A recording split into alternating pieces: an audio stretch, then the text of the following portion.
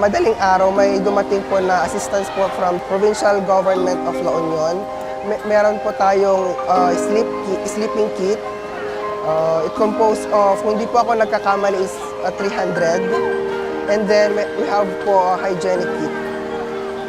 Kay Governor Pacoy po at sa mga empleyado sa Kapitolyo po, pinapaabot po namin ang aming pasasalamat sa suporta na binibigay niyo po ngayon, lalo na ngayon sa panahon ng pangangailangan. Yaman kami na unay sa tahan sa nakahit tulong, lalo dito sa Ube. Kapag kumata, madagdagan pa kumati, tulong ako. Ando kami sa lang kami sa